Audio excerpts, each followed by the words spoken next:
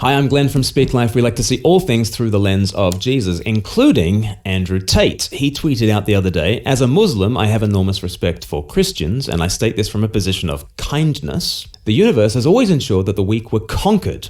Every weak nation, every weak race, every weak faith. Stop complaining about Islam and look in the mirror. If you do not stick up for yourselves, if you do not hold the proponents of your faith accountable for degrading it through tolerance, if you allow yourself to be constantly mocked, you will be crushed and replaced by Islam. I say this from kindness, you will be crushed.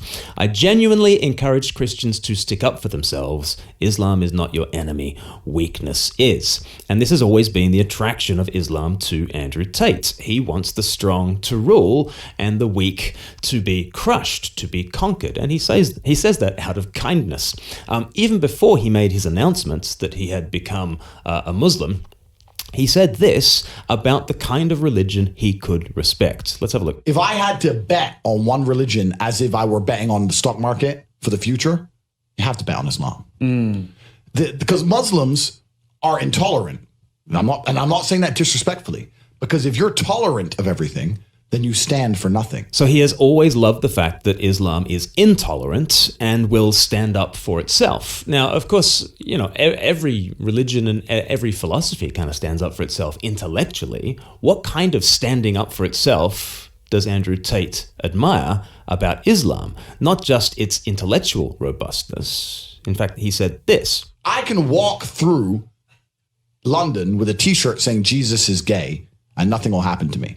If I did the same thing with the Islamic prophet, I'd be dead before I got to the end of the street. Boom. There are reasons why Andrew Tate is attracted to this religion, because he is attracted to power, and he has told us he is attracted to power. That's what the tweet that we began with is all about.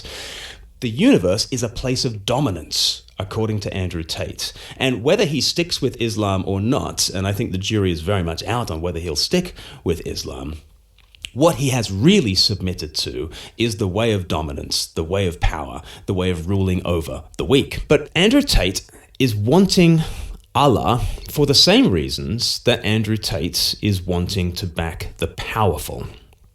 And at the same time as wanting a strong morality publicly, privately, Andrew Tate is running what he calls his war room, in which you can pay $8,000 per year and get a PhD, which he calls, and please excuse me for this language, it's his, not mine, pimping hose degree. You can get a pimping hose degree from the war room if you just fork over $8,000 per year, where he will teach you how you can exploit women so that they can become OnlyFans content creators, shall we say, and work on webcams. Let me read to you some of the things that he teaches these PhD candidates in his war room. He says, number 1, never attach feelings to any part of the process. Leave your heart completely out of it. Number 2, always aim for progression. The woman is never finished being trained. Number 3, do not tolerate any pushback. Any non-compliance is anathema. Number 4, always be in a position of dominance. Number 5, no male friend is allowed for the female. Number 6, attach value to all attention given. Number 7, sex is a weapon, not the goal. And here he is talking about this quite openly on podcasts. The PhD course is my recruitment system. I don't mention webcam until after I've had sex with the girl. If you're on dates and you're trying to mention it, it just doesn't work. It puts them off. I'd never do that. That's disgusting. I'm not a whore. It's just not gonna work. You continue as normal, no mention of webcam. You f*** the girl. After you f*** the girl, you do the PhD test. If she passes the PhD test and she wants to be with you, then you start mentioning things like, yeah, but you know, you're always busy, you're always at work, you can come work for me. Okay, so first question, when was this video taken? Yeah, so this video is from 10 years ago. Andrew Tate claims that this is from 10 years ago. This is part of the process that he's been teaching as recently as 2021. For 4 years, I ran a webcam studio, which people find very interesting. I had naked girls sitting on the internet talking to guys. So you don't, do you do that still? I have 3 girls who still work for me. There was a webcam company. I've had nothing to do with it for 10 or 11 years. Here is a man who prizes nature and does not want there to be a God who has, become weak for us, but also B, has become the sort of God that stands up for the weak and the marginalized and the oppressed and gives a sacred dignity to all people, men and women. But therefore, how do you answer the question that Andrew Tate raises about the weakness that Christianity brings into the world? And let me just finish with this. The weakness that Jesus brings into the world is a love for the weak, and it is the love of the strong for the weak. It is the stooping love. It is the condescending love. Compassion can only happen if you exercise it from a position of strength. It is an incredibly strong thing to do, to be chivalrous, to be gentlemanly. It is a very strong thing to do if I'm walking down a corridor and I open the door for you. I can only do that because I'm first. If I'm last and I say, after you, well, of course it's after you because you are first. It's only the first who can become last, so that the last can become first. Christian ethics do not abandon the idea of strength. Christian ethics condition the kind of strength that you are to wield, and you are to wield that strength on behalf of and for the sake of the weak and the poor and the marginalized, right? And what you have in Christianity is this integration of heaven and earth, of grace and nature, of word and flesh, of the strong and the weak, right? In which there is a true covenant union where Christ becomes weak for our sake, that we might be strengthened and brought into his family so that we can pass on that strength to others. And it tames male aggression and strength and sexuality, and it tells men, be strong. Be strong for those who can't be strong for themselves. Be strong and exercise that strength in the way of condescension, compassion, and love.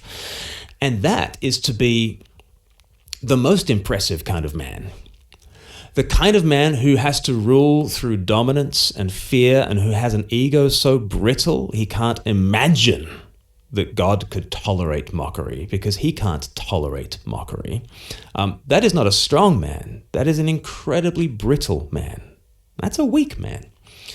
A man who has strength is a man who, yes, exercises strength, stands full square on his own 2 feet so that he can protect and provide for. He can stand up for the marginalized and the weak.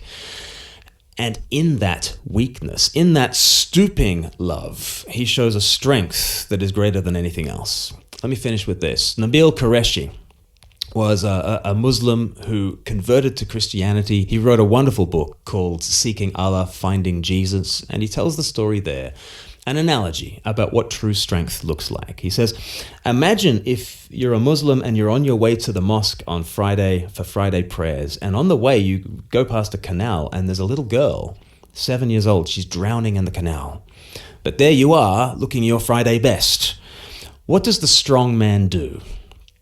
The strong man, the glorious man, he dives down into that canal and he saves the girl and he lifts her up and he takes care of her.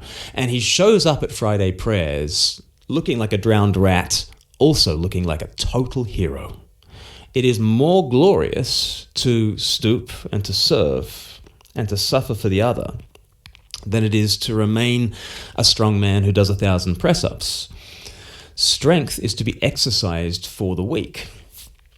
Now, Nabil Qureshi applies that to the Muslim, and Nabil Qureshi says to the Muslim, you don't understand Jesus. You think that because Jesus died on that cross and looked so weak and ignominious, covered in blood and spittle, you think, therefore, he cannot be God.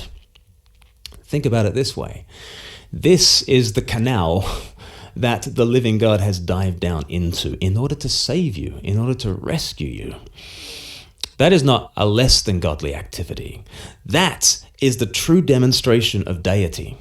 So that when Jesus becomes weak for the sake of the weak, so that he might lift us up, that is not a departure from the divine nature, that is a demonstration of the divine nature. Andrew Tate needs to meet Jesus Christ, because there is a true man, and there is the true God.